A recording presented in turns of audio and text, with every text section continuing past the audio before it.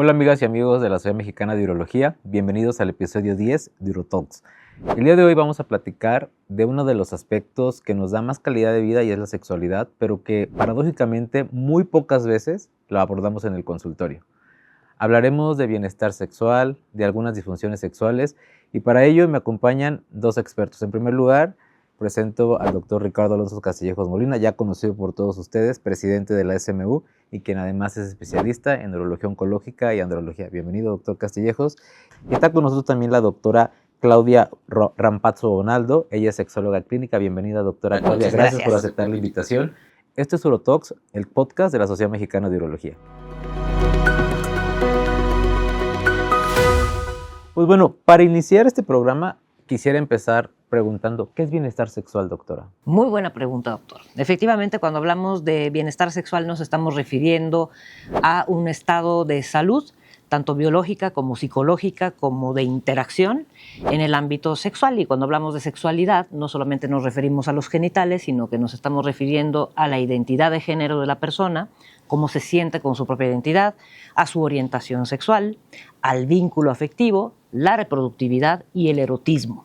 Entonces, cuando hablamos de estos 5 elementos, nos damos cuenta que la sexualidad es mucho más amplia de lo que pensamos. O sea, no nos estamos refiriendo nada más a las relaciones sexuales, nos estamos refiriendo a la persona en su conjunto, ¿no? en todas sus esferas, en la interacción con los demás, en la forma en la que se percibe a sí mismo, a sí misma, en el hecho de que se sienta atraído, atraída erótica y afectivamente hacia otras personas, cómo el tener a lo mejor una orientación distinta a la heterosexual hace que entre en crisis porque estamos en una sociedad predominantemente heterosexual y, problemas reproductivos, ¿no? O el hecho de quererse reproducir y no poder, por ejemplo, eso también forma parte de la sexualidad. El tener conflictos en lo que conocemos coloquialmente como amor, que es el vínculo afectivo, eso vemos mucho en terapia de pareja. Entonces, bueno, el bienestar, digamos que cuesta trabajo, o sea, si lo conceptualizamos en todos estos elementos y lo extendemos a lo psicológico, a lo emocional y a lo físico, la verdad es que sí es una meta difícil de lograr. Entonces, en el hombre, la salud sexual no solamente son erecciones, es decir, ¿puede un hombre tener erecciones normales pero tener una mala salud sexual? Por supuesto, imagínese a todas las personas, hombres y mujeres, pero bueno, en el varón en específico, que a lo mejor tiene muy buena erección y tarda en eyacular 10 o 15 minutos, que eso es lo que él desea, tiene deseo sexual y sin embargo se siente culpable. Si una persona se siente culpable, por ejemplo, a la hora de tener relaciones sexuales, es muy factible que no goce de salud sexual. Y la culpa es algo que no consideramos mucho no se considera mucho en urología. O qué tal una mujer que finalmente fisiológicamente funcione bien, pero siente vergüenza. Si tenemos vergüenza, si sentimos culpa, si nos sentimos inadecuados, si suponemos que no podemos, por así decirlo, disfrutar algo que estamos disfrutando, que lo veo muy frecuentemente en la consulta, hombres y mujeres que se autoerotizan, pero tienen pareja y se sienten inadecuados por autoerotizarse, como diciendo, bueno, no debería yo desperdiciar mi erotismo conmigo mismo o conmigo misma porque me han dicho que es una actividad egoísta y por ende, bueno, desde el término masturbación, ¿no? Que viene del latín masturbare, que significa perturbarme a mí mismo, imagínese usted, ¿no? Suena fuerte así. Suena fuerte y es terrible, ¿no? Porque el término no describe la realidad para nada, ¿no? Entonces, si hay culpa, si hay vergüenza, si hay circunstancias que acompañan un buen funcionamiento fisiológico, pues no tenemos salud sexual, siendo estrictos, ¿no? Oye, Claudia, me llama la atención que en el hombre dices culpa y en la mujer vergüenza, ¿o fue que se te vino la primera palabra para el hombre culpa y para la mujer vergüenza, o puede ser al revés? Puede ser al revés también. O sea, tengo pacientes del sexo masculino que nacieron con pene y testículos, básicamente, que sí se sienten a veces avergonzados, ¿no? Por su aspecto físico o por el aspecto de sus genitales o alguna otra circunstancia. Sin embargo, socialmente sabemos que las más autocríticas con nuestra corporalidad y nuestro aspecto somos las mujeres, desafortunadamente. ¿Hay una edad para dejar de disfrutar la sexualidad? Pues realmente no. Yo pienso que a cualquier edad puede uno tener una sexualidad. Desde mi punto de vista, pienso, no sé qué tú dices, Claudia, la sexualidad va cambiando. Claro que va cambiando. Y uno como hombre tiene uno que ir pensando y aceptando que pues ya no tienes 20, 30, que cuando llegas a tener 70 cambia, ¿no? Por supuesto que va cambiando. Y yo creo que la primera barrera que te lo pones a tu pregunta Eric, es uno mismo, te dices, ya no, hasta aquí llegué, ¿no? Pero no hay por definición, un límite de edad. No hay una pausa como tal, o sea, No. fisiológicamente no hay. No la hay. Debemos de preguntar rutinariamente a nuestros pacientes de la función sexual en la consulta, porque quizás es algo que no hacemos habitual. O sea, si llega un paciente con un problema de litiasis, un problema con otro, quizás no lo enfocas, pero tendría que ser una pregunta porque, por ejemplo, a todos los pacientes les preguntamos síntomas urinarios. Entonces llegas y haces un cuestionario para síntomas urinarios. Como urólogos deberíamos de hacer también un cuestionario independientemente del de disfunción eréctil de salud sexual. Yo pienso que sí, debemos por lo menos hacer una o dos preguntas dirigidas. Muy probablemente tal vez no vas a iniciar un abordaje con una pregunta de sexualidad cuando viene por una infección de vías urinarias o viene por un tumor en cualquier lugar, ¿no? Pero en algún momento creo que sí estamos obligados nosotros como primer contacto y como médicos para el hombre de poder hacer esa pregunta y depende el resultado, la respuesta que nos dé el paciente, tratar de profundizar un poquito más a un segundo término. ¿Y cuál sería esa pregunta que a lo mejor nos podría ganar ese abordaje? O sea, ¿cuál pregunta recomendaría que sea la inicial para poder abordar a estos pacientes? Yo creo que va a depender muchísimo también si el hombre viene solo, a la consulta viene con la pareja. Aquí creo que Claudia puede tener otro punto muy importante. Pero creo que simplemente hacer una pregunta muy general que cómo está su salud sexual, ¿no? Si hay erecciones. Creo que es una pregunta que puede ya ser como entrada, ¿no? Para poder profundizar y el paciente te va a dar la pauta si él quiere hablar un poco al respecto o decirte, ¿sabes qué? Eso no me interesa ahorita, yo lo quiero abordar después. Y es que realmente es muy raro que nosotros, desde el punto de vista urológico, como que a pesar de que se supone que es algo que tendríamos que tratar o que solemos ver o que la gente asocia mucho que vemos, dar el paso para preguntarlo cuando no es el motivo de consulta. Claro, claro. Y cuando es el motivo de consulta, no es infrecuente que el paciente diga, doctor, me está pasando esto, ¿es normal? ¿Y en sexualidad qué es normal, doctor?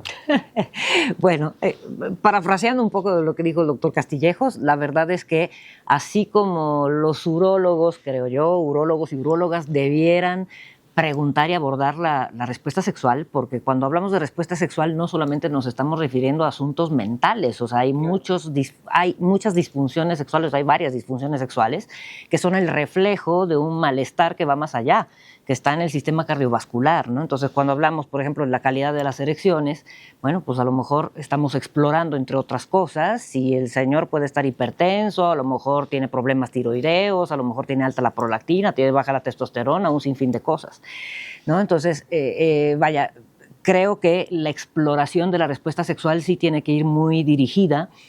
Y una técnica que tenemos en sexualidad es dar por vistas las cosas. Ahorita decía el doctor Castillejos, ¿tiene erecciones o no tiene erecciones?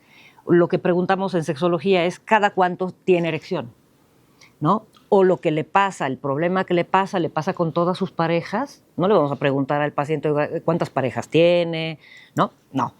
Damos por visto que pueda tener más parejas, o esto que le sucede le ocurre en todas las circunstancias o solamente le ocurre a veces. Entonces, también en la forma de preguntar es como abrimos el diálogo para el paciente y a modo, digamos, de resumen muy claro para quienes nos están escuchando, creo que hay que fijarnos en 4 cosas que son la respuesta sexual, básicamente. Son 4 elementos claves, que son el deseo o apetito sexual, la excitación con todas sus manifestaciones genitales y extragenitales, la obtención del orgasmo y en el caso de los varones la eyaculación y un 4º elemento importantísimo que es la satisfacción.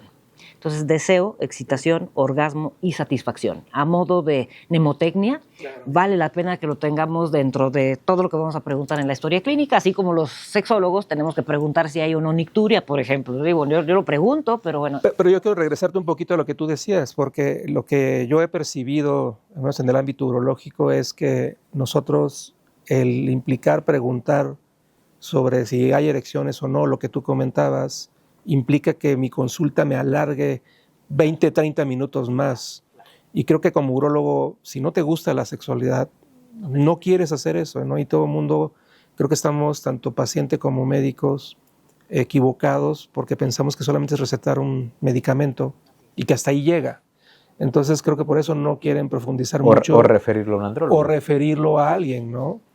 Creo que eso sucede. Sí, es muy común. Yo creo que el tema de la inversión del tiempo sí es un tema. El hecho de no incluir a la pareja, por ejemplo, en la consulta, también es típicamente ¿no? urológico, ¿no? Es decir, la señora se queda fuera, ¿no? O la pareja se queda fuera para que no se me vaya más el tiempo. Y bueno, nosotros los sexólogos, las sexólogas, la verdad es que sí incluimos la pareja como parte cotidiana de la evaluación, porque sabemos que la pareja puede perpetuar disfunciones sexuales, puede apoyar, en el caso del tratamiento de las disfunciones sexuales o de los problemas de pareja, pues es imprescindible la presencia de todos los que participen en esta pareja. ¿Hay algo que pueda considerarse normal en términos de sexualidad? Si se refiere, doctor, a normalidad estadística, bueno, pues hay muchas estadísticas, ¿no? Al respecto, ¿no? Como por ejemplo, bueno, pues el deseo, apetito sexual, más allá de lo que pudiéramos opinar, lo que dicen los estudios es que con que tengamos un pensamiento erótico, fantasías, ganas de autoerotizarnos o ganas de interactuar en pareja al menos 2 veces al mes, estamos dentro de la normalidad estadística. Claro que quienes lo escuchan van a decir, no, bueno, estamos todos bien, ¿no? Pero bueno, las estadísticas las hacen desde jóvenes de 18 años hasta personas adultas mayores de 100 años. De ahí, ¿no? De ahí que, digamos, 2 veces al mes, con que se aparezca cualquiera de estas 4 cosas, pues es más que suficiente, ¿no? Entonces, bueno, lo normal en términos estadísticos, insisto, hay muchos datos, ¿no? Con respecto a lo que tiene que durar la erección, lo que tendría que durar un orgasmo, digamos, el beneficio que tiene en la salud, en la respuesta sexual y el que se dé de manera constante y que sea satisfactoria. Pero lo que consideramos normal en sexología es, más allá de lo estadístico, es bastante variable, ¿no? Porque finalmente lo que pasa con el ser humano pues no es matemático ni es necesariamente predecible, cada cabeza es única. Pero dependerá de la edad, ¿no, Claudia? También depende de la edad. Porque no puedes normalizar a una persona de 75 años a alguien de 55. Sí, por supuesto. Pero es por su limitación, probablemente, ¿no? Puede que tenga limitación, pero lo que decíamos hace rato, claro, ¿no? O sea, de suponer que todo el mundo hace de todo, ¿no? Es. Eso puede implicar que vea yo a un joven, cosa que me ocurre con cada vez más frecuencia, un joven de 17, 18 años traído a la consulta por su propio padre o por su propia madre, ¿no? Con disfunción eréctil, y uno diría, bueno, pues es un joven de 17, ¿cómo va a tener disfunción eréctil, no? Pero resulta que acaba de conquistar a la chica más popular de la prepa y tiene angustia de desempeño tremenda, ¿no? Entonces, ahí diríamos, bueno, esto no es normal, pues tiene 17 años, suponemos que todo le funciona bien, ¿no? Sus caracteres sexuales secundarios están en orden, entonces, ¿por qué tiene disfunción eréctil? Bueno, pues ahí está lo que se sale, digamos, de la campana de Gauss, ¿no? De la disfunción eréctil en un jovencito que se debe a angustia de desempeño, que es cada vez más frecuente. Y hablando de estos términos de normalidad, que es algo muy frecuente también que nos llegan a preguntar, ¿la frecuencia de relaciones sexuales importa? O sea, hay como un... Bueno, en términos... ¿Hay una frecuencia ideal? No, pues la verdad es que esto es lo que también preguntan los pacientes, ¿no? Que cuánto, que si llevamos 10 años de matrimonio, como si yo tuviera una calculadora como para hacer un aproximado de lo normal. Y la verdad es que es un asunto absolutamente subjetivo. Lo que dicen los estudios es que conforme avanza el tiempo de convivencia bajo el mismo techo, disminuye la frecuencia erótica.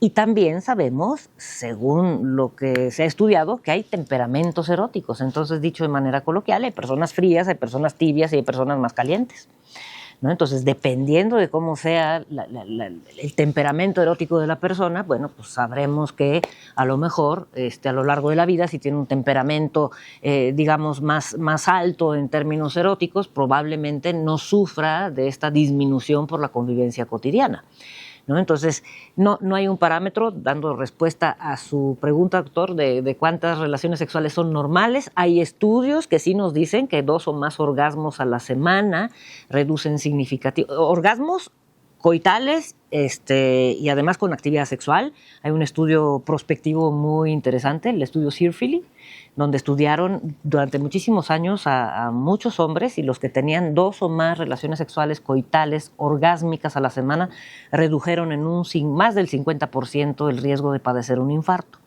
Entonces, en términos, digamos, de salud, valdría la pena, sí, tener actividad sexual 2 o más veces a la semana, que haya movimiento vigoroso a la hora de tener relaciones sexuales, ¿no? Y que haya eyaculación en el caso de los varones, que haya orgasmo en el caso de las mujeres, aunque el estudio se enfocó en varones, y esto reduciría importantemente la posibilidad de un infarto. Sin embargo, insisto, no hay una cifra que digamos a tal edad y con tantos años de matrimonio lo que uno espera es esto, no. Hay algo que me llama mucho la atención en la consulta urológica últimamente, que cada vez vemos a pacientes de edades más jóvenes, como ya lo había mencionado la doctora, con disfunción eréctil, o sea, pacientes menores de 40 años, podríamos decirlo. ¿Y a qué cree que se deba esto? ¿El estilo de vida, ansiedad, que estamos diagnosticando más enfermedades metabólicas? Bueno, yo creo que las enfermedades metabólicas sin duda tiene algo que ver, pero hace mucho tiempo hicimos un estudio en México donde realmente las personas jóvenes es más por angustia de desempeño, como ya lo mencionó Claudia, y yo creo que es un poquito más el hecho de la poca tolerancia a la frustración y del querer incluirte en un medio y que tú seas popular o no.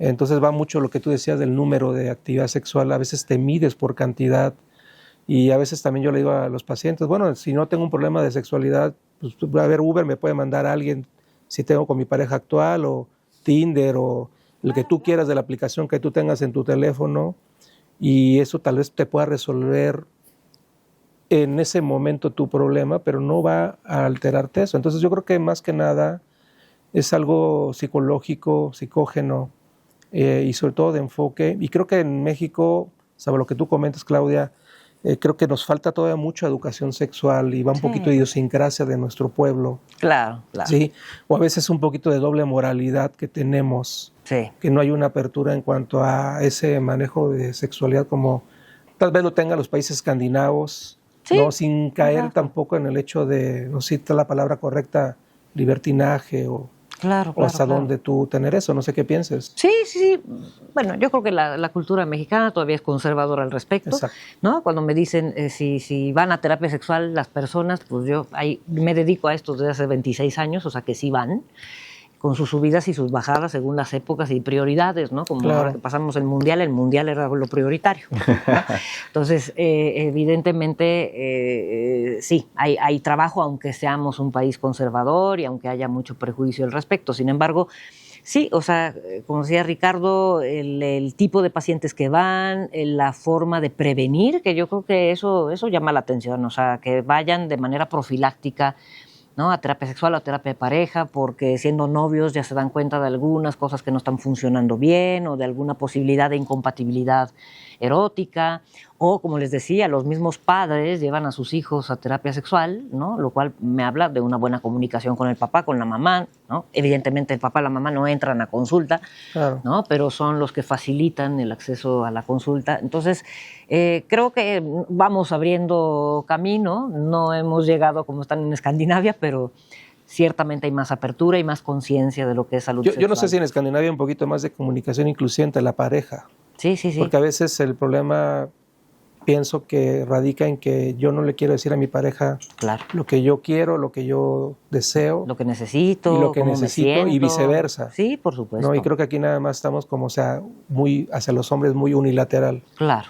No sé qué pienses. Pero... Sí, yo creo que sí. Yo lo veo, por ejemplo, con las mujeres que están en etapa de climaterio, menopausia, ¿no? Que padecen de deseo sexual hipoactivo, tienen sequedad vaginal, tienen incontinencia, les cuesta trabajo el orgasmo, para algunas de plano lo erótico se borró de su repertorio mental y no saben cómo platicarlo a la pareja, ¿no? Entonces tengo a muchas mujeres que tienen relaciones sexuales prácticamente a la fuerza, pasándola mal, simulando orgasmos, aguantando la dispareunia, y no son capaces de expresarle a la pareja que no es un tema de atracción, no es un tema de que no lo quieran, o sea, lo siguen queriendo igual y le sigue atrayendo igual su pareja.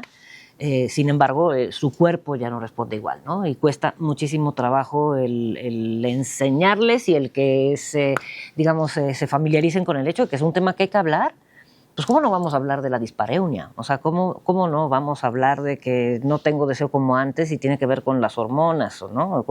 Que tiene que ver con, ¿no? O con la percepción de mi corporalidad y ya no me siento cómoda con mi cuerpo, con mi peso, con un sinfín de cosas que cambian en el climaterio. Pero me regreso un poquito, y perdón, Eric, a lo que tú preguntabas hace poco, de que si nosotros como urólogos de primer contacto tenemos que hacer esa pregunta, si va o sea, yo te refiero ya a una paciente, ya te toca enviar a la pareja como tal, o realmente primero va el hombre, y en ese sentido que a veces también hay ciertos puntos, sí o no profundizamos en la consulta urológica. Sí. ¿Tú qué nos sugieres? Bueno, yo soy de la opinión que me manden al que se deje y yo en la terapia veré, yo en mi proceso veré de qué manera contacto a la pareja, ¿no? Porque normalmente a la pareja le mando una notita, una receta de oigo, vi a su esposo o vi a su esposa, creo que es importante que usted acuda a consulta al menos una vez y después de esa vez, bueno, yo me los procuro enganchar para que ahí sigan en el proceso. Tampoco lo vamos a eternizar, pero bueno, lo necesario como para saber cómo está cada quien, ¿no? Porque sin la opinión del otro, sin saber qué es lo que le está sucediendo al otro, la verdad es que se limita muchísimo lo que podemos hacer en terapia sexual, la intervención que podamos implementar, ¿no? Porque a lo mejor pues, quiero implementar un juego de caricias, ¿no? Que es algo que podemos dejar en terapia sexual, que es una caricia estructurada para reconexión erótica. Y bueno, si la persona que viene a mi consultorio no se lo sabe explicar a la pareja y la pareja, además de que se lo explicaron mal, no entiende cuál es la finalidad, evidentemente no lo van a hacer, ¿no? O hasta la prescripción de fármacos para la disfunción eréctil. Muchas veces las mujeres, bueno, en las parejas heterosexuales, la mujer lo interpreta como que le resulta tan poco atractiva al señor que necesita una pastilla para poder tener erección. Esa es la interpretación de muchas mujeres, ¿no? Y no entienden que es un tema vascular, que el señor, bueno, pues ya tiene los vasos sanguíneos ya rígidos, ¿no? O están obstruidos o lo que sea, y ella interpreta la medicación como te gustó tan poquito que necesitas una pastilla para que se te erecte el pene, ¿no? Entonces imagínense con una percepción de eso, cómo van a tomar la medicación, ¿no? Por eso decías que era la culpa, ¿o...? A veces la culpa, sí, claro. Bueno, yo he tenido pacientes culposos porque toman pastillas facilitadoras de la erección y no se lo dicen a la pareja, ¿no? Claro. ¿No? O por otro lado, toman el medicamento para facilitar la erección y más angustia de desempeño les da, porque se lo autoprescribieron, ¿no? Eso es bastante común y entonces tienen una expectativa desmedida con respecto a la eficacia del medicamento y hacen a un lado su propia angustia. Y llegan al encuentro sexual con una angustia tal que aunque fuera una inyección intracavernosa no les va a funcionar, y eso veo en los pacientes que van a Doppler, ¿no? Un estudio Doppler de pene donde se requiere una inyección intracavernosa. Si van con la pareja, habitualmente entran en angustia de desempeño y el estudio se tiene que posponer con todo y que ya se ejecutó la inyección, ¿no? Porque la angustia de desempeño es mucho más poderosa que los fármacos. ¿Qué tanto influye el estilo de vida moderno? Esta hiperconectividad que tenemos con redes sociales, mensajería, ¿eso dificulta que conectemos con las personas? ¿Eso se ve reflejado en el desempeño sexual? Sí, definitivamente. Sí, yo creo que tenemos la mente repartida en más actividades, ¿no? En actividades que pues habitualmente nos dan una satisfacción inmediata, ¿no? Entonces la satisfacción inmediata es algo que todo mundo busca y el desecho inmediato también, ¿no? De lo que no me agrada, bueno, pues lo vemos en la pantalla del celular, de algo que estoy viendo lo quito, el algoritmo que sigue mis gustos, entonces eso lo vemos en las nuevas generaciones que tienen menos actividad sexual que las generaciones anteriores, por ejemplo, ¿no? Están más entretenidos, se comparan más con los demás, son mucho más autocríticos y autocríticas, y eso desafortunadamente hace que lo sexual lo dejemos pues como al final de la lista de nuestras actividades o prioridades, ¿no? Sabemos que, bueno, un problema de disfunción eréctil, hablando específicamente de disfunción eréctil, lo tenemos que evaluar primero con una causa orgánica, que hay que ir a su punto de vista para que nos recuerde cuál es el abordaje que tenemos que hacer en estos pacientes mínimo, en estudios de laboratorio y demás, para identificar una causa orgánica. Y en el momento en el que ya sabemos que no hay una causa orgánica y que lo vamos a referir probablemente o porque sospechamos en una causa psicológica o psicógena, ¿cuáles serían las principales causas? Sí, es un buen punto. Creo que recordar que primeramente en un abordaje de disfunción eréctil o de sexualidad tenemos que primero identificar si existe alguna comorbilidad que es muy frecuente en nuestro país y en el mundo, ya sea diabetes, hipertensión, síndrome metabólico, obesidad, no ejercicio, todo lo que sabemos que está muy ligado a eso. Independientemente de esa identificación del factor de riesgo importante, tenemos que ver cómo es la presentación, sobre todo esa pregunta de la frecuencia de las erecciones, si son estas erecciones que gradualmente se han ido retirando, ¿sí?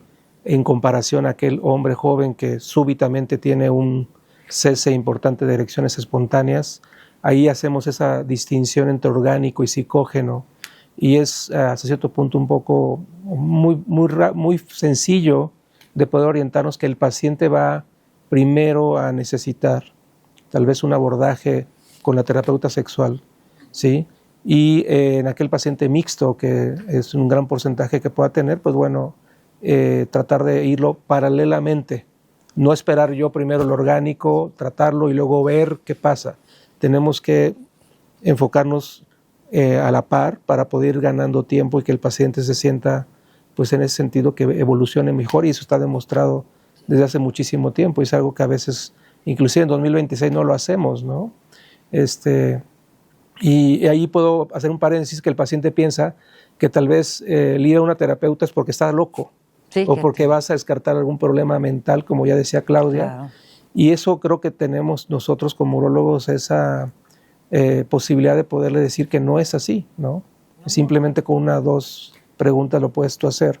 Y lo que tú decías de estudios de laboratorio, pues bueno, los estudios que estén enfocados a identificar estas comorbilidades, estudios básicos, una biometría química sanguínea completa, un examen general de orina para buscar alguna alteración crónica que pudiera llegar a tener, y ya muy dirigidamente tal vez alguna enfermedad tiroidea, ¿sí? Que te implique pues algo metabólico ya muy específico.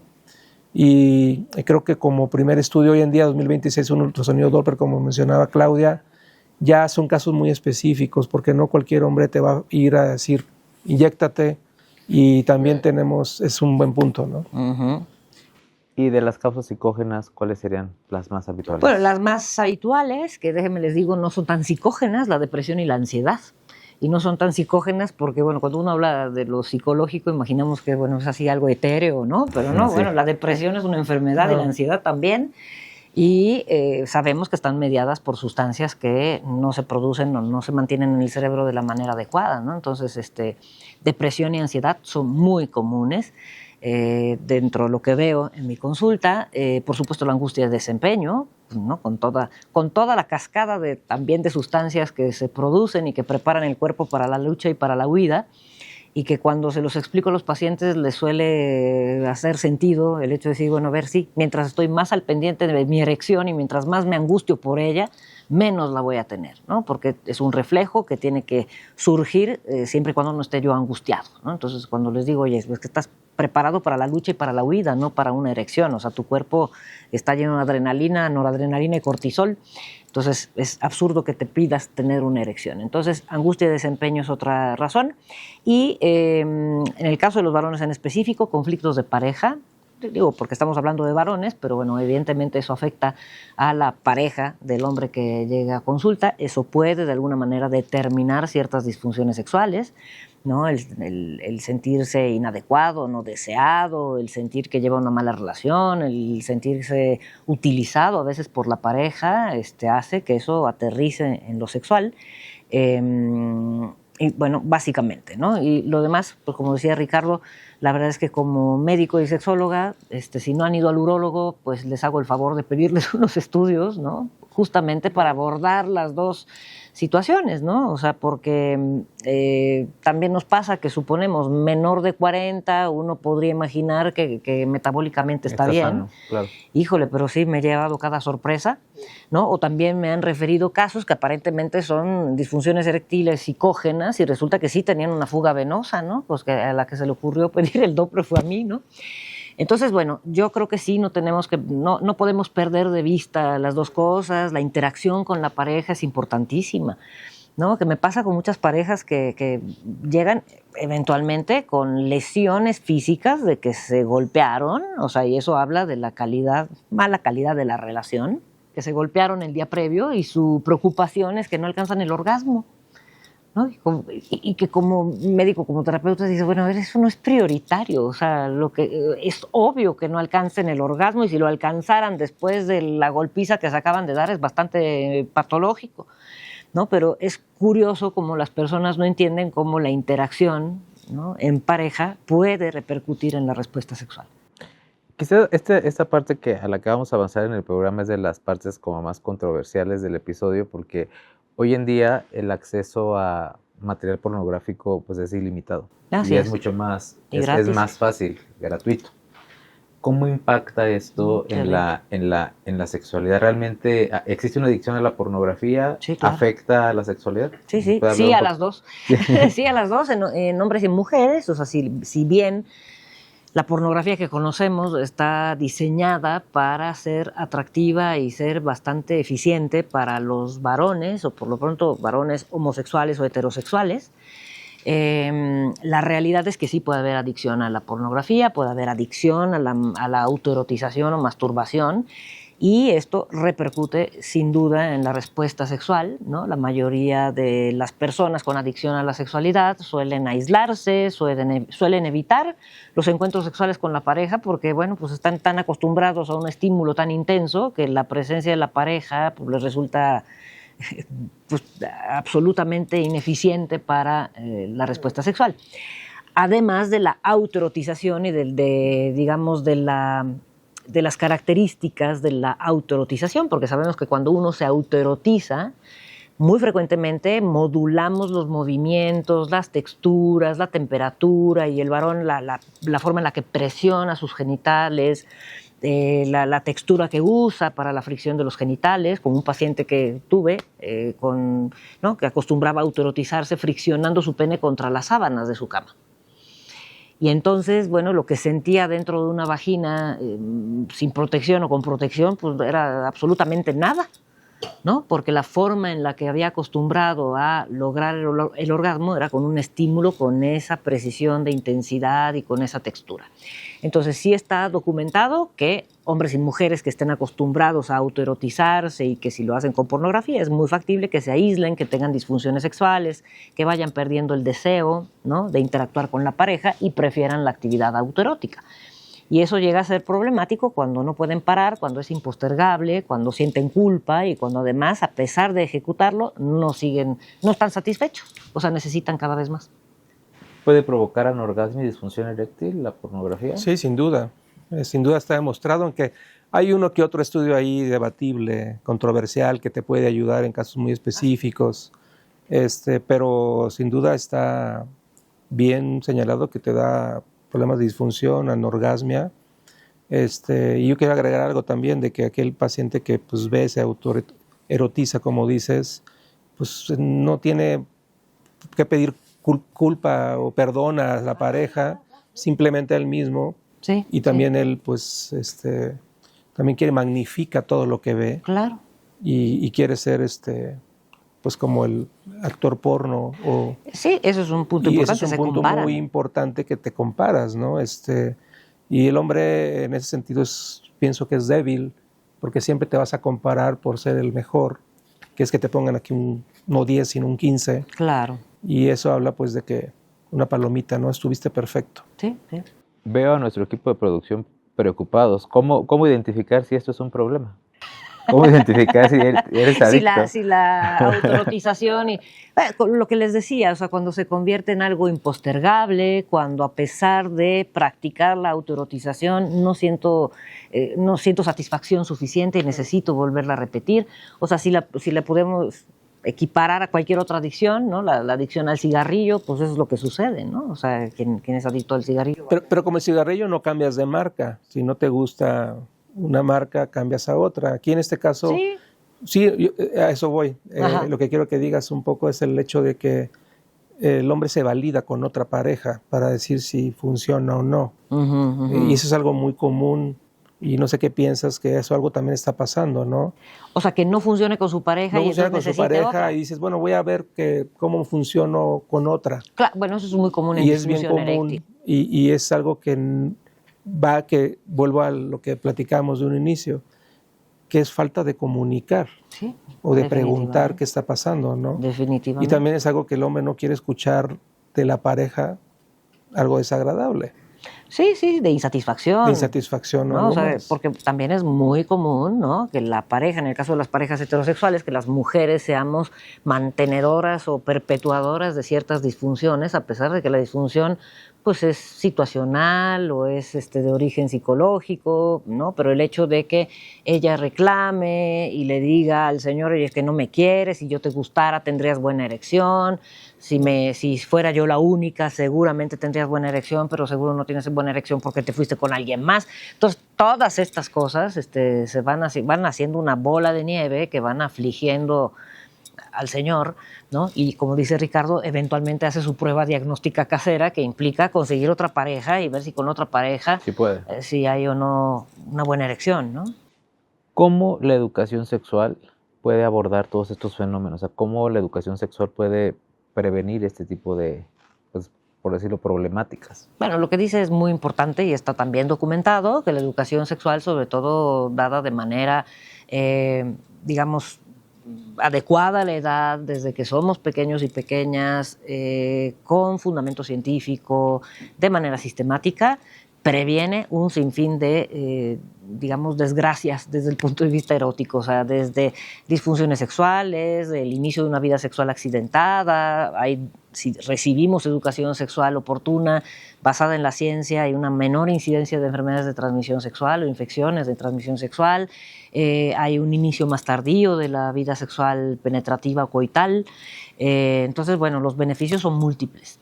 Desafortunadamente no es algo que en México se acostumbre ni en todas las escuelas, ni de manera sistemática, ni necesariamente basada en la ciencia.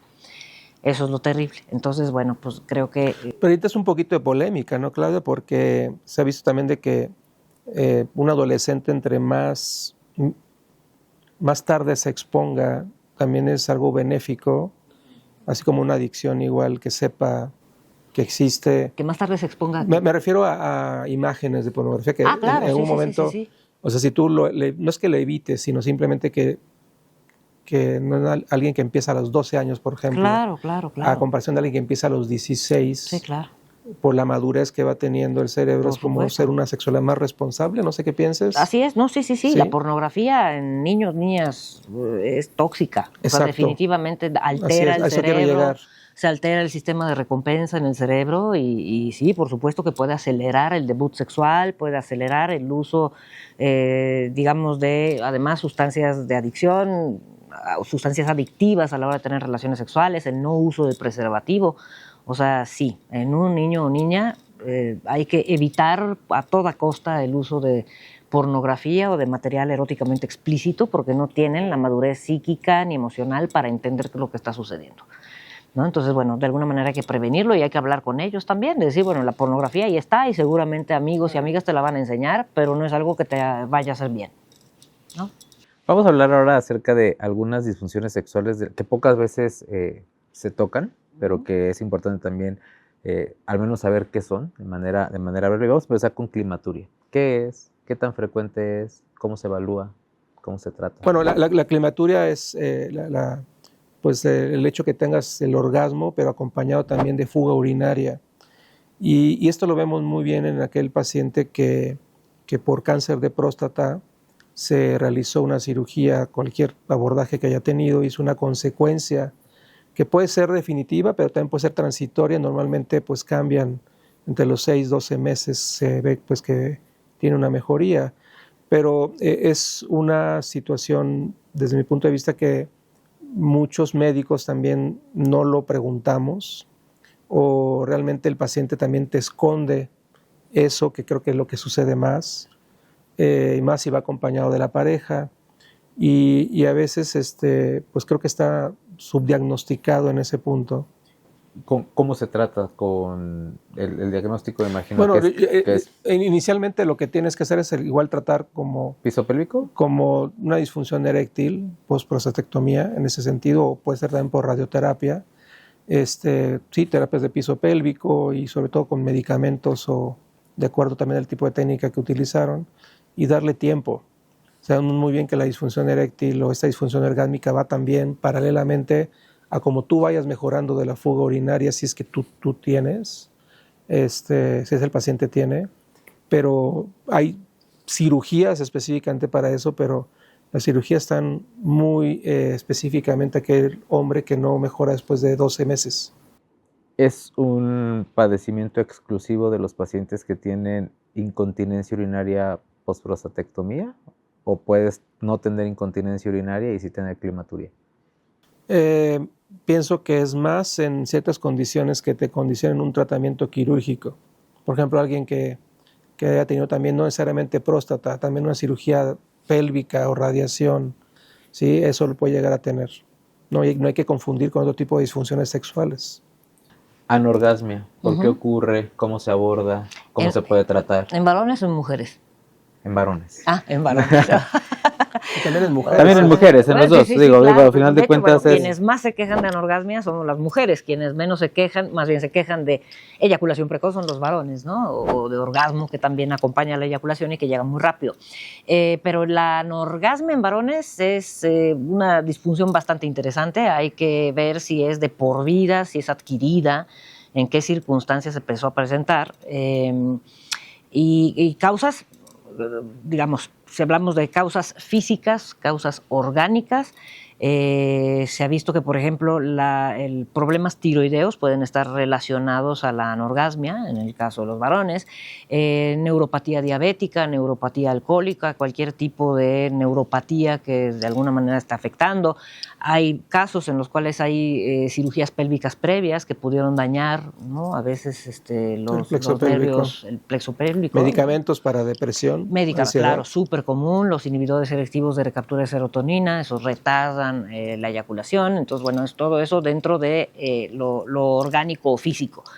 Y en términos de lo psicógeno, generalmente el hombre que antes sí lograba eyacular y lograba controlar el momento en el que eyaculaba y con cierta excitación lo lograba y lo deja de lograr habitualmente, si no tienen nada de esto orgánico, es muy común que no esté suficientemente excitado. Eso es de lo más común, ¿no? Que esté de alguna manera sí teniendo relaciones sexuales, pero por alguna razón está desconectado.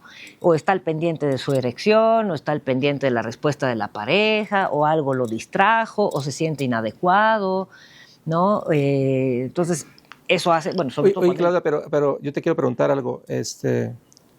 ¿No crees que hay un grupo de hombres que eyaculación es igual a orgasmo?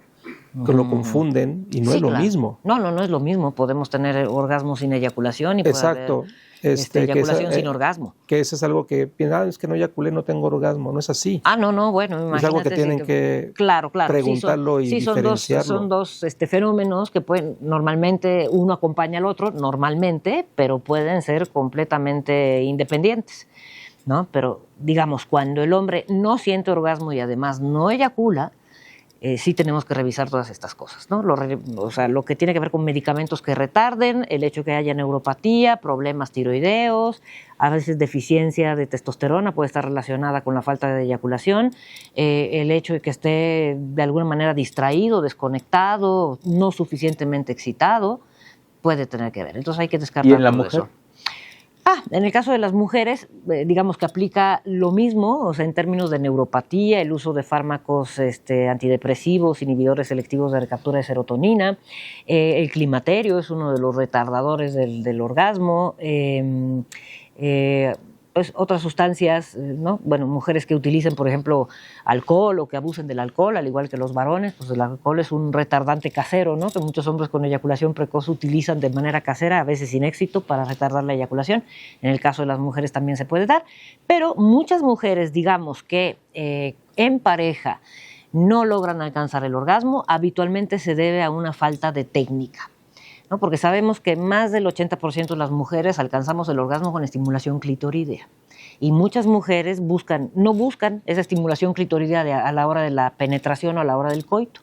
Entonces el clítoris pasa desapercibido por todo el mundo, nadie lo toca, nadie lo fricciona, no hay ni siquiera contacto de pubis con pubis a la hora o en ciertas posturas, ¿no? En la relación sexual. Entonces la mujer pues está esperanzada en alcanzar un orgasmo que sabemos que requiere de esa estimulación para ser alcanzado, y dice, bueno, pues con mi pareja no lo logro, pero yo solita sí, ¿no? Entonces, cuando es una anorgasmia selectiva en ese sentido, muy frecuentemente se debe a una falta de, a una carente técnica, una técnica, digamos, que no se ha ejecutado. Del hombre. No, el orgasmo es de quien lo trabaja, Ricardo. Ok, eso quería decir. El orgasmo es de quien lo trabaja, sí. Cada quien es responsable de su propio orgasmo. O sea, ¿cómo le voy a atribuir a mi pareja el que sepa cómo tocarme, dónde tocarme, con qué intensidad, si nunca le expliqué? ¿No? Pues el pobre apenas si conoce su cuerpo. O nunca lo dice, ¿no? Sí, eso claro. de la comunicación, ¿no? Se tiene que comunicar a fuerza. Y muchas mujeres, déjenme les digo eso, también es así como lo de hoy, también son adictas a los juguetes sexuales, que son muy eficientes en desencadenar orgasmos. O sea, no hay pareja, por cuán eficiente y varonil sea, que... ¿Ni Superman? No, ni Superman, o sea, que sea igual de eficiente con un vibrador o un succionador de clítoris, ¿no? O todo lo que tenemos en el mercado para estimular a la mujer. O sea, sí, el hecho de que yo vea mujeres adictas al juguete sexual, adictas relativamente, ¿no? O sea, lo que sucede es que necesitan del juguete para alcanzar el orgasmo y en pareja no lo logran a menos de que esté el juguete, ¿no?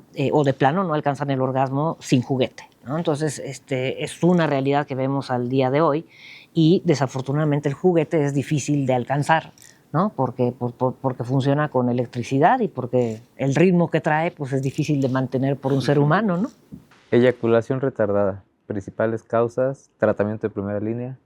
La eyaculación retardada es otro tema muy complejo, resumiendo, la eyaculación retardada es igual a distracción. Pienso, viene una cuestión psicógena principalmente. El hombre pues está, como decía Claudia, en otro lado, no ahí. Y sobre todo hay hombres que piensan que tienen que eyacular una hora y media y lo hacen mejor amantes y que tengan una mejor erección. Y eso está en una equivocación muy importante. Sí, qué desgaste. Sí, es un gran desgaste, como dices, porque sabemos, tú lo mencionaste al principio, entre 9 y 15 minutos puede ser más que suficiente, más allá del juego sexual que puedas llegar a tener, pero eyaculación retardada es, la línea de tratamiento, terapia sexual. Así es, así es. Y es hueso duro de roer, digo yo. Hay medicamentos, o sea, sí, hay pero medicamentos que podrían no son ayudar, eficientes. pero no necesariamente. Así es. ¿No? Y bueno, ahí también, claro, si ocurre en todas las circunstancias con autorización del hombre y con la pareja, yo diría sí, hay que descartar siempre, ¿no? Factores orgánicos al igual que en la anorgasmia. Pero sí, ciertamente muchos hombres que están desconectados en ese momento o tienen mucha angustia de desempeño por otra cosa, o sea, están fijándose en que no vayan a perder la erección y eso los distrae del orgasmo, porque bueno, pues están con la mente en una preocupación, no están en el disfrute, ¿no? Entonces, sí es importante descartar y vaya, también la pornografía influye significativamente en que los hombres consideren todo un logro y algo aplaudible el que tarden en eyacular una hora, o sea, como si no supieran que se editan las películas, ¿no? Que normalmente la filmación de el coito es posterior a la filmación de la eyaculación, por eso los actores porno duran lo que duran, toman fármacos facilitadores de la erección, se ponen anestésicos, se reeditan, prótesis, usan prótesis, un sinfín, pues más, hasta esperma artificial venden en Amazon porque lo usan en las películas pornográficas, que ese es otro motivo de consulta, la cantidad de semen expulsado. No sé si te llegan a consultar. Sí, eso bueno que tocas es una de las preguntas más comunes del hombre. Sí, sí. Y fisiológicamente sabemos muy bien que el hombre disminuye conforme va pasando la edad, es algo normal y no hay ningún medicamento que te pueda ayudar a eso, ni tampoco que tomes ¿No? Pero se siente cualquier potenciador ni nada. Y eso inclusive te da angustia o disfunción o muchas otras cosas. Terrible, porque dicen, bueno, en la película pornográfica el actor llenó un vaso de esperma, bañó la pared, ¿no? Y a mí solo me sale tantito. Bueno, pues eso es súper común, súper común. Es una de las consultas más comunes en sexualidad.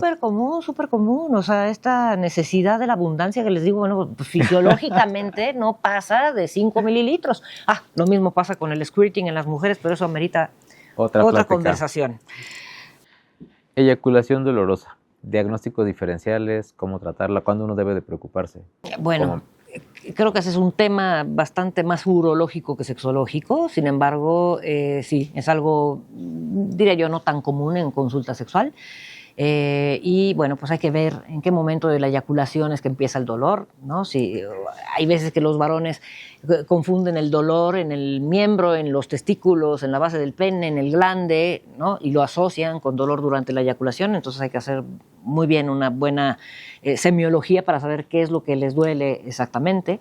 Pero bueno, sí me he topado con pacientes que tienen eyaculación dolorosa por prostatitis, otras infecciones, a veces algunas infecciones de transmisión sexual, ¿no? Entonces, digamos como que mi conducta siempre es O interconsultar aquellos con un pacientes que urólogo. tienen ya un crecimiento prostático que por inflamación Exacto, pueden tener sí. transitoriamente una eyaculación dolorosa, Así es, que tiene mucho que ver y hay que preguntar como urólogos sí. el hecho de tener síntomas urinarios de vaciamiento, almacenamiento asociados y que te vaya especificando eso, pero es un grupo muy pequeñito que te lo presenta. Sí.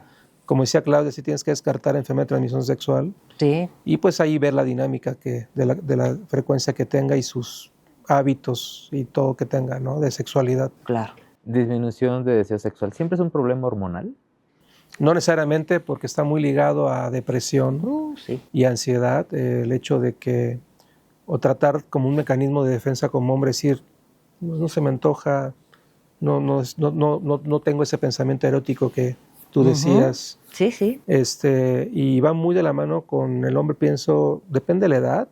Mucho tiene que ver, pienso, depende de tu trabajo también, del estrés que mantengas, tu dinámica de pareja. Yo lo he visto más en aquellas parejas que hombres que no tienen una pareja estable, ¿no? O que no tienen esa comprensión o tratan de buscar algo que no saben ellos qué explicar, que quieren. Entonces, yo lo veo un poquito más por ese lado.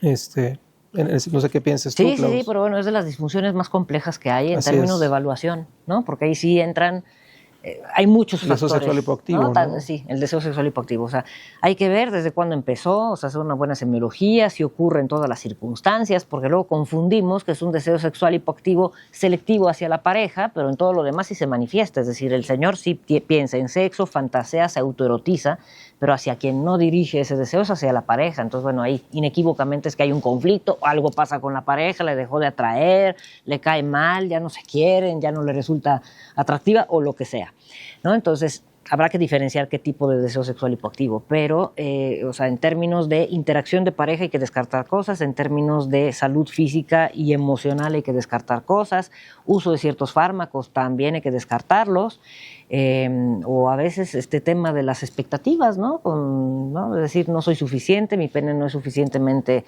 grande, no eyaculo lo suficiente, o mi pareja no me reconoce lo suficiente, lo bueno que soy en la cama, y eso va minando el deseo.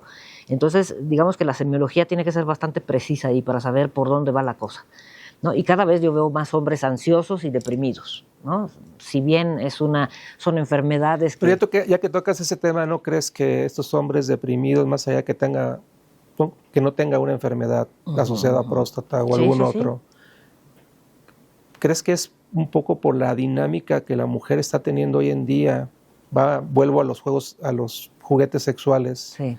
a de que la mujer pues, ya tiene una apertura y que ya tiene otra orientación, que tal es otro tema que tal vez tendríamos claro, que hacer claro. un Bueno, podcast como que la para mujer eso. se basta sola, pues, ¿no? O Exacto. sea, es como en todos los sentidos, decir, bueno, no te necesito económicamente, no te necesito eso voy. sexualmente. Bueno, depende mucho de la identidad del varón, ¿no? Pero en términos generales, la identidad del hombre heterosexual, como que está en constante prueba todo el tiempo. O sea, entonces, digamos como que fácilmente se deja minar, por así decirlo, ¿no?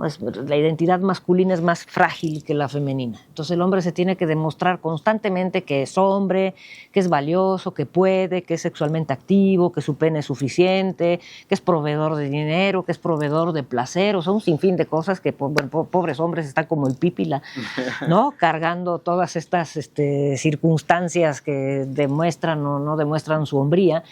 Y sí, efectivamente se puede minar con mucha facilidad, ¿no? Tanto por actitudes de la pareja como por influencia del entorno y del medio, porque además entre varones normalmente no se reúnen para hablar de su mala vida sexual. O sea, en general se reúnen para presumir de su vida sexual, ¿no? Entonces, si conjuntamos esta fragilidad identitaria más la presunción de quienes están alrededor, más los mensajes en las redes sociales, pues la verdad es que cualquiera se siente incompetente. Yo sé que eso es tema de otro, porque es muy interesante, pero ¿y tú crees que las mujeres también se juntan y hacen las grandezas de lo grande sexualidad yo que creo son? no, pues algo que pasan a... No, bueno, sí, las mujeres sí platicamos muchas cosas íntimas, o sea, en general somos mucho más verbales y mucho más necesitadas de esta catarsis, ¿no? De las desgracias de nuestras vidas. Y en términos generales, sí se ha visto, sí ha habido encuestas, pues, pero las mujeres no hablamos tanto de los éxitos, hablamos más bien, ¿no? De cómo se sienten las demás y cómo estaré yo con mis fracasos. Pero eso no se ve en las conversaciones de varones. O sea, en varones o se callan o mejor hablan de sus éxitos o inventan el éxito, ¿no? O sea, hablan de lo positivo de su vida sexual, no lo negativo. Una de las consultas, creo que sí esta es más frecuente, pues es eyaculación precoz. ¿Cuál es la definición de eyaculación precoz? ¿Cuándo realmente es patológica? ¿Y qué tratamientos tendrían mejor evidencia? Creo que esta es de las pocas que sí yo me atrevo a recetar algo como urólogo. Bueno, yo pienso que esto, ahorita que estamos hablando de las disfunciones sexuales, creo que debemos de tener un podcast solamente de eyaculación por cada precoz. uno, ¿no? No, sobre todo de eyaculación precoz, porque es amplio. Otro problema tipos. Muy subdiagnosticado y así creo que en términos generales hay que diferenciar entre si es un eyaculador precoz primario, un secundario, situacional. Exacto. Y por ejemplo, no puedes tú diagnosticar una eyaculación precoz en un hombre de 60 años cuando su vida sexual activa previa ha estado normal y de repente por una condición de, ya sea por dinámica de pareja, por frecuencia de actividad sexual, de repente tiene, por abstinencia, digo, ¿no? abstinencia prolongada y de repente días. Se le presenta el pastel de chocolate y se lo quiere comer todo muy rápido y de repente pues rápidamente, entonces cambia aquella persona que muy joven, desde su primera actividad sexual, pues eyacula muy rápidamente, más allá del tiempo que está estimado, que es un tema también de conversación y de debate, que también implique la afección de la pareja y que hay un conjunto de factores para que tú puedas diagnosticar a un paciente con eyaculación precoz primario. La eyaculación precoz, definiéndola, es el hecho de que el hombre no pueda controlar el momento en el que la eyaculación se produce, poquito antes, durante o poco después de la penetración, con un mínimo estímulo erótico y habitualmente genera malestar y angustia tanto en el varón como en la pareja. Y en términos generales, quienes se definen como eyaculadores precoces tardan menos de 3 minutos. Y tiene que ser algo recurrente y persistente, porque una gaviota no hace verano, ¿no? Y eyacular precozmente de repente pues le puede pasar a cualquiera, ¿no? Entonces, pero como decía Ricardo, hay distintos tipos, hay que ver si es primaria, secundaria. Sabemos en términos generales que quienes eyaculan en todas las circunstancias, ya sea autoerótica o con pareja, menos de 1 minuto, según hay un estudio publicado del doctor Waldinger, ¿no? Que la mayoría de estos hombres con eyaculación súper rápida de menos de 1 minuto son hombres que son hijos de varones que tenían la misma disfunción. Y no porque sus papás les hubieran enseñado a eyacular rápido, sino porque es un tema que tiene que ver con la conducción nerviosa y que se hereda. Es como el umbral al dolor, el umbral eyaculatorio también se hereda, ¿no? Entonces, en esos casos, los ejercicios que utilizamos en terapia sexual de parada y arranque, que es una técnica para la eyaculación precoz, no suelen funcionar bien y ahí sí es donde funciona mejor la terapia con vida. Claro, esta teoría neurobiológica y donde implica estos medicamentos como la paroxetina. La dapoxetina, ¿no? Dapoxetina y paroxetina. Y ya vienen otros medicamentos como tramadol, entre otros detalles que se pueden llegar a utilizar, ¿no? Exacto. Pero creo que ahí lo importante, Eric, es el hecho de que tú tengas un buen diagnóstico. Yo he visto pacientes que han sido mal diagnosticados como eyaculador precoz y no son eyaculadores precoces. O tenían disfunción eréctil y empiezan con la eyaculación precoz adaptativa y entonces les resuelves la disfunción eréctil y se les quita la eyaculación precoz. Pero si hay mal diagnóstico, desafortunadamente. Puede ser motivo de otra plática porque es algo, ese es un tema muy extenso. Muy extenso. Esto está tan complicado cada vez que me queda claro que todos estos pacientes los tengo que referir. Por eso te decía que pero es tiempo. Es muy interesante, pero al mismo tiempo muy complejo poder entender toda esta dinámica, cómo abordar a los pacientes pero estoy seguro que no solo yo, sino todo el auditorio pues está aprendiendo mucho. Pero más allá de tratar enfermedades, ¿qué podemos hacer para mejorar nuestra salud sexual? Ejercicio, alimentación. Sí, lo de siempre, lo de siempre. Bueno, yo creo que tenemos que entender, como lo decíamos en un principio, lo dijo Ricardo, que la sexualidad pues no solamente incluye los genitales, sino que incluye la identidad, el vínculo, la reproductividad, que en cierto momento de la vida de las mujeres, eso es lo único de la sexualidad que sí cesa, ¿no? La reproductividad, porque la identidad, la orientación, el vínculo afectivo y el erotismo pueden persistir, ¿no? Pero en el hombre no hay un cese reproductivo como tal, en las mujeres sí. Entonces, entender que estamos hechos de vínculo afectivo, estamos hechos del amor que sintamos hacia nosotros mismos y el gusto que tengamos con nuestro propio cuerpo, estamos hechos de erotismo, que es el deseo, la excitación, el orgasmo y la satisfacción, estamos hechos de pues, la orientación, que bueno, normalmente esa se queda fija a lo largo de la vida, al igual que la identidad, o sea, no es que la gente cambie, ¿no? O de que un hombre al cumplir 50 se vuelva homosexual o se vuelva heterosexual, o sea, eso ya viene de fábrica, ¿no? Lo que puede cambiar a lo largo de la vida es que se exprese, ¿no? Se exprese algo que no se había expresado anteriormente por la razón que sea, porque me sentía inadecuado, inadecuada, porque era socialmente inaceptable, porque vivimos en un mundo homofóbico o transfóbico, o lo que sea, ¿no? Pero normalmente la identidad y la orientación ya están establecidos, pero todo eso se sigue viviendo a lo largo de la vida. Entonces, bueno, la fórmula para vivir la sexualidad entendida como esos 5 elementos saludable, bueno, pues implica varias cosas, entre otras estar a gusto conmigo mismo, conmigo misma. Si tengo una relación patológica, bueno, pues hacer lo necesario para que se revierta lo patológico de esa relación o a lo mejor quitar de encima esa relación. En términos de erotismo, entender que hay cambios fisiológicos que van determinando que no se disfrute igual, ni pueda uno hacer lo mismo a lo largo de la vida, porque el cuerpo va cambiando y las hormonas van cambiando y a veces los reemplazos hormonales no son tampoco suficientes como para revertir todo, ¿no? Entonces, yo creo que sí se necesita mucha información, porque tenemos que aprender a desidealizar esto, ¿no? Tenemos que desidealizar el hecho de que a los 80 años tenemos que tener el vigor y las ganas y el deseo de cuando teníamos 20, pues la realidad es que no. O sea, si bien no hay una pausa como tal, pero sí hay modificaciones de las cuales tenemos que estar conscientes, ¿no? Y, por supuesto, fomentar mucho, si tenemos pareja, fomentar la comunicación con la pareja, que también como urólogos, pues vale la pena que lo comenten con sus pacientes, ¿no? O sea, si no están ustedes ahí, no tienen el tiempo de decirles, oiga, traiga a su pareja y vamos a ponerlos aquí a platicar, pues mándenselos a un terapeuta o una terapeuta sexual para que se platiquen esas cosas ahí. La sexualidad debe entrenarse, es decir, ¿sería conveniente que todos en algún momento fuéramos con una terapeuta sexual?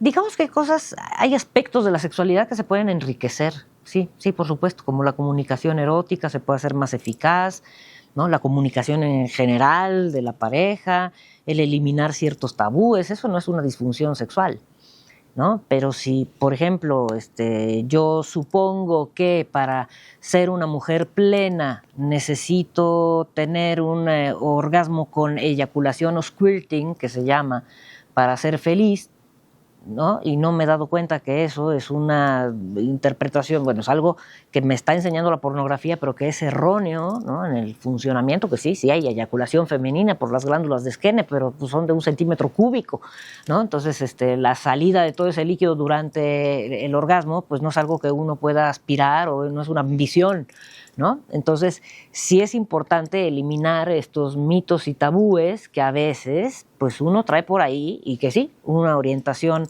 sexológica formal pues podría disipar. Eso puede hablar de una sexualidad más responsable, Sí, diría. claro. Sí, ¿no? claro, más informada, más responsable, pues es que no sé, es como todo, ¿no? O sea, como pues ahora hay mucha información respecto a lo que tenemos que comer y que hay que, ¿no? Que si el magnesio para dormir y que si esto y que aquello. Alejandro lo preguntaba, recién empezamos, ¿no? La normalidad, ¿no? Pues para sí, ti puede ser normal esto. Pues sí, claro, pues la normalidad es bastante relativa. O sea, hay somos seres humanos y es muy complejo. Sí, hay normalidad estadística y normalidad biológica, ¿no? Exacto. Y hay normalidades según el país en el que estés, ¿no? Entonces sí es bastante relativo lo de la normalidad, ¿no? ¿La actividad sexual frecuente mejora la función sexual? No necesariamente, pero sí, bueno, depende, han tratado de No es un gimnasio entonces. No es como un gimnasio, o sea, que entre más relaciones Lo que pasa es que si tú tengas... tienes una actividad sexual frecuente, pero lo estás haciendo mal, lo que decía Claudia, y no estás cumpliendo tu satisfacción y que tú no te sientes pleno, Ujú.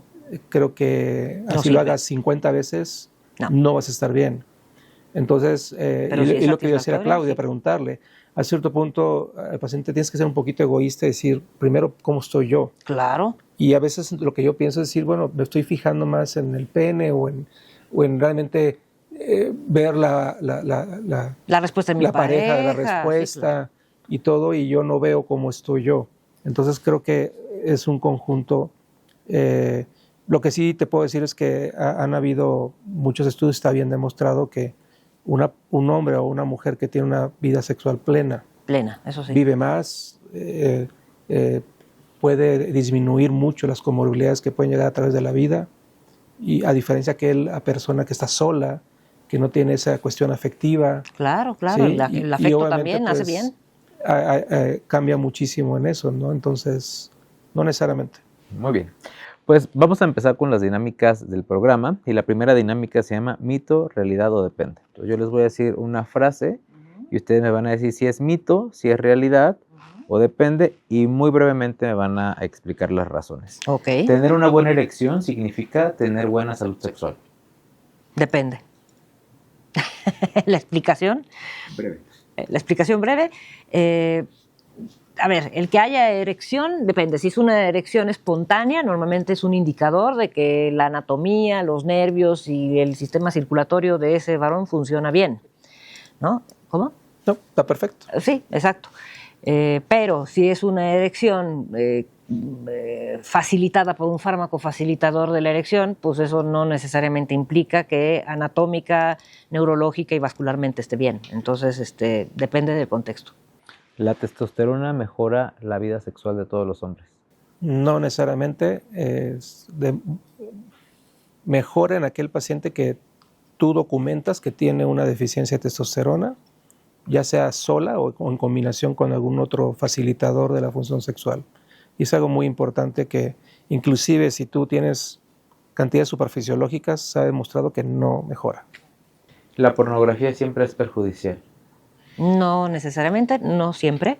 Los terapeutas sexuales solemos prescribir material de contenido erótico explícito para algunas actividades de los pacientes, pero tiene que ser consumida con mesura. Todos los hombres deberían de tener el mismo deseo sexual. No. O depende, ¿qué es lo que tengo que decir? No sé. No, ¿es mito, Es mito, realidad es o Mito, depende? realidad. Yo creo que mito. Es mito. La eyaculación precoz siempre tiene un origen psicológico. No, no, no. Es un mito también. Es un mito también. Existe una frecuencia normal de relaciones sexuales. Mito. La terapia sexual puede ser tan importante como un medicamento. Realidad. Hablar de sexualidad fortalece la relación médico-paciente. Realidad. El deseo sexual depende únicamente de las hormonas. Mito. El ejercicio mejora la función sexual. Realidad. ¿Por qué? Pues por esa liberación de endorfinas, muchas otras sustancias que mejora la disfunción endotelial. Una gran situación es Sí, todo lo que beneficia el sistema beneficios, cardiovascular ayuda a lo sexual. La sexualidad disminuye inevitablemente con la edad. Depende. Las redes sociales modifican las expectativas sobre la sexualidad. realidad. La pareja debe involucrarse en el tratamiento de las disfunciones sexuales. Idealmente sí, o sea, sí es una realidad. La salud sexual debería de evaluarse como un signo vital en el consultorio. Depende. Así como la presión arterial. Depende. Tal vez dices realidad. Yo diría realidad, claro, porque es mi tema, ¿no? Y porque puede ser reveladora de un sinfín de cosas que tienen que ver con la salud, ¿no? Que tienen que ver con otros aparatos y sistemas, ¿no? Entonces, Cuesta trabajo, es que a mí, o sea, si va un paciente por una piedra o si va un paciente por un cáncer de próstata, a lo mejor de próstata, pues a veces sí dirigidamente preguntas por algunos tratamientos que hacemos, pero cuando va por otro motivo de consulta, francamente a mí sí me costaría como un poquito abordar esa parte. A veces también, como dice el doctor, por el tiempo, pero a veces también, pues, si va con la pareja, cómo abordas Yo dije depende porque tal vez en ese momento llega, como tú dices, de piedras, pero en algún momento ese paciente que tuvo piedras va a tener un problema de sexualidad. Todos vamos a tener un problema de sexualidad tarde o temprano, así sea chiquito o grande, ¿sí? Y creo que es algo que debemos de aceptar todos.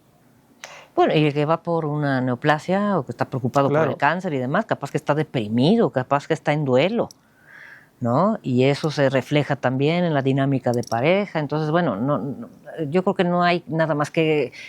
O sea, no piensen que hay que explorar para dar tratamiento, hay que explorar para identificar a quién refiero, ¿no? Es como si un paciente me llega con nicturia, pues qué bueno que le pregunté, ¿no? Pero yo no voy a resolver su nicturia, habitualmente se la refiero a un urólogo. Un neurólogo. Pero sí lo exploro.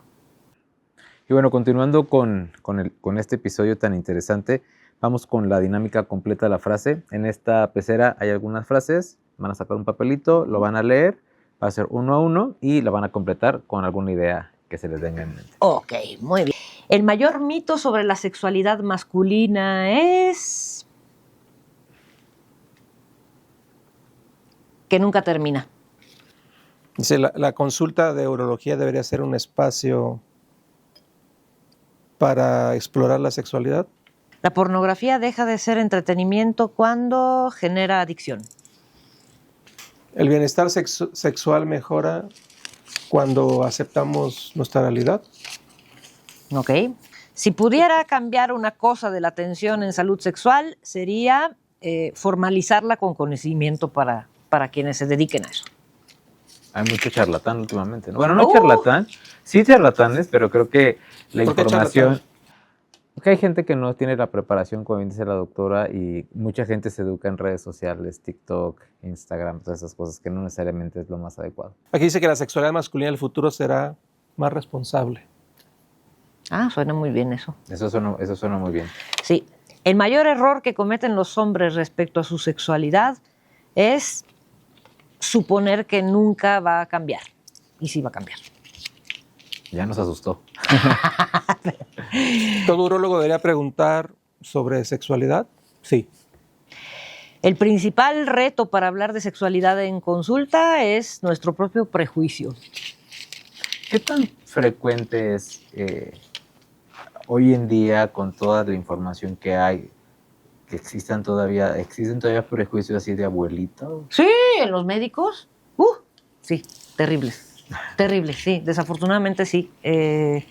Sí. Yo veo muchos pacientes que dicen, bueno, es que fui con el médico general y me dijo que mi disfunción eréctil se me iba a quitar cambiando a mi señora de 50 por 2 de 25, ¿no? Ese era. El diagnóstico sexual que más se pasa por alto es... Híjole, responde tú, Claudia. Híjole, a mí se me haría que... Diría... El deseo sexual hipoactivo. Probablemente. O una disfunción eréctil psicógena. Psicógena por angustia de desempeño. Pues yo creo que hay varias. Hay varias. Creo que en general el sesgo, porque cuando es un paciente joven, lo mandas como que dices, es psicógeno, ¿no? Claro, entonces creo que a veces en un paciente mayor, como quizá te enfocas en que tiene que ser algo orgánico porque crees que así, biológicamente así es, y no necesariamente. La sexualidad masculina deja de ser saludable cuando genera culpa, genera angustia o se manifiesta a través de disfunciones. La mejor herramienta terapéutica muchas veces es la comunicación. Muy cierto. El placer sexual también significa egoísmo. Cada quien trabaja su orgasmo. Así es, como la tierra. La frase del día. El orgasmo es de quien lo trabaja. La mejor inversión para mejorar la salud sexual es... ¿Qué responde ahora Alejandro? No, porque pues invitar a expertos que nos eduquen. Creo que la educación es la educación, es la mejor inversión. ¿Ves? Por eso igual que esto, una vida sexual saludable comienza con educación. Un paciente sale ganando cuando el urólogo se atreve a preguntar sobre la sexualidad. Claro, muy bien, cierto. O sobre el bienestar sexual del paciente. Si pudiera eliminar un tabú sobre sexualidad, sería el placer erótico. a ciertas edades. ¿Por qué?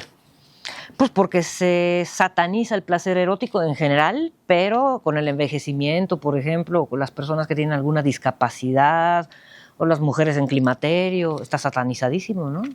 Entonces, bueno, yo creo que sí, sería eliminar, si pudiera eliminar un tabú sobre sexualidad, justamente sería eso, o sea, que tenemos derecho al placer y tenemos derecho a entender que a lo largo de la vida se puede dar en cualquier momento, ¿no? Ya sé que estamos sobre tiempo, no lo sé, pero yo quisiera agregar algo de que no hemos platicado un poco cómo 2026 la inteligencia artificial pudiera, sabemos que está expuesto a tanto hombres y mujeres, y les preguntamos hoy cómo debo de tener mi actividad sexual. Creo que lo estamos viendo un poquito más en consulta eso. No sé, ¿tú qué piensas? ¿Qué tanto nos puede influir positivamente o negativamente en eso?